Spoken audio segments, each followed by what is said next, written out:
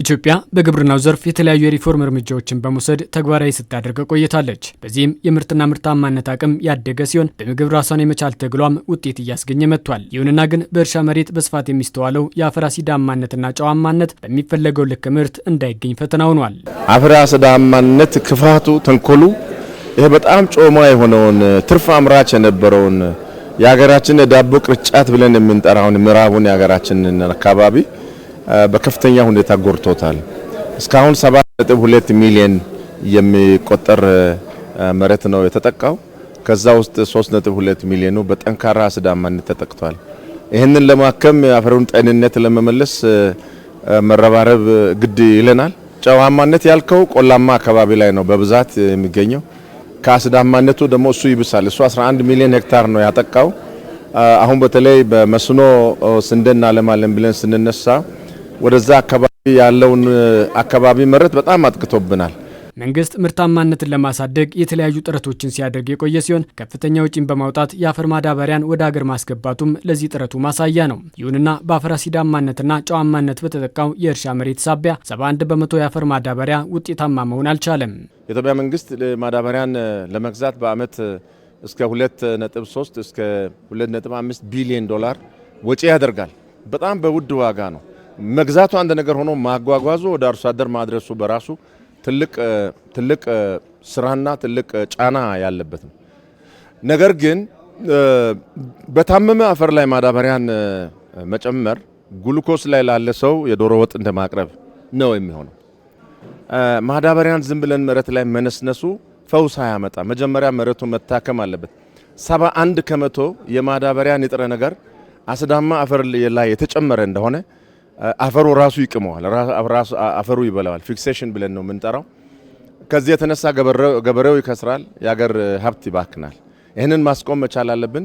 ፈተናውን ለመሻገርና ከእርሻ መሬት በሚገባው ልክ ምርትን ለማግኘት የሚያስችለው የማዳበሪያና የአፈር ለምነት ፍኖተ ካርታ ይፋ ሆኗል። ፍኖተ ካርታው ለመጪዎቹ 10 ዓመታት ተግባራዊ የሚደረግ ሲሆን ኢትዮጵያ በግብርናው ዘርፍ እያመጣች ያለው ለውጥ ይበልጥ እንዲጎላም የሚያስችል ስለመሆኑ ተጠቁሟል።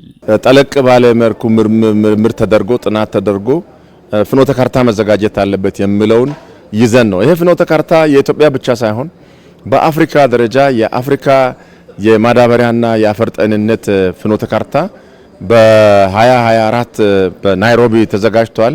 የአፍሪካ ዩኒየን የሚመራው ነው። ኢትዮጵያ ያንን አህጉራዊ እቅድ ወደ ሀገራዊ እቅድ ነው የቀየረችው። የኛን ተጨባጭ ሁኔታ ታሳቢ ባደረገ የኛ የግብርናችን ማነቆ የሆነው የአፈር ጤንነት ችግር በሽታው ምንድነው የሚለውን በተነተነና በተረዳ መልኩ ቴይለር ሜድ ብለን ነው የምንጠራው ኢትዮጵያን የሚመስል በኢትዮጵያ ቁመትና ስፋት የሚሆነውን የ10 ዓመት ፍኖተ ካርታ አዘጋጅተናል። ይሄ ፍኖተ ካርታ በአፍሪካ የመጀመሪያው ነው። የአፈር ለምነትና ጤንነትን እያረጋገጥን ስንሄድ ደግሞ የማዳበሪያን አጠቃቀም እያሳደግን ስንሄድ በምርትና ምርታማነት እድገት ላይ አሁን ካለን በእጥፍ የመጨመር እድል አለና ስለዚህ የማዳበሪያ አጠቃቀማችን ስርዓት እንደገና ለመጨመር ነው። አንዱ በሰነድ ላይ ይሄ ነው ያለው። ሁለተኛው የአፈር ጤንነትና የለምነት ተግዳሮትን ለመፍታት ነው። ስለዚህ በአንድ በኩል የአፈር ጤንነትና ለምነትን ከመጠበቅ አንጻር፣ ሁለተኛው ደግሞ የማዳበሪያ አጠቃቀማችን ደግሞ ከመጨመር አንጻር እንግዲህ ኮሌክቲቭሊ የዚህ ውጤት ደግሞ በግብርና ምርትና ምርታማነት ላይ ትልቅ እመርታ ሊያመጣ የሚችል ሰነድ ነው። ፍኖተ ካርታው ለአፍሪካ የምግብ ሉዓላዊነት ከፍተኛ ድርሻ ይኖረዋል ያሉት ደግሞ በአፍሪካ ህብረት ኮሚሽን የግብርና የገጠር ልማት ሰማያዊ ኢኮኖሚና ዘላቂ ልማት ኮሚሽነር አምባሳደር ሙሴ ቪላካቲ ናቸው።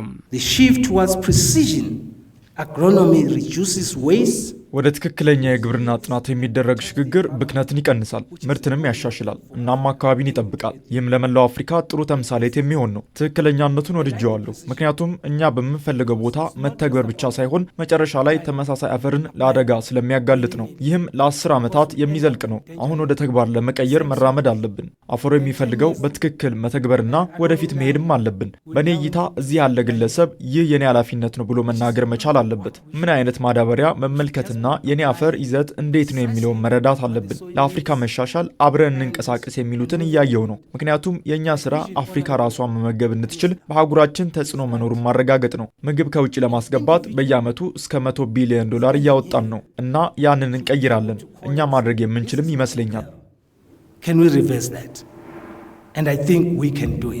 በመሆኑም ፍኖተ ካርታው ወደ መሬት ወርዶ ተጨባጭ ለውጥ እንዲያመጣ ሁሉም ባለድርሻ አካላትና የግሉም ዘርፍ ሚናቸውን ሊወጡ እንደሚገባም ተጠቁመዋል።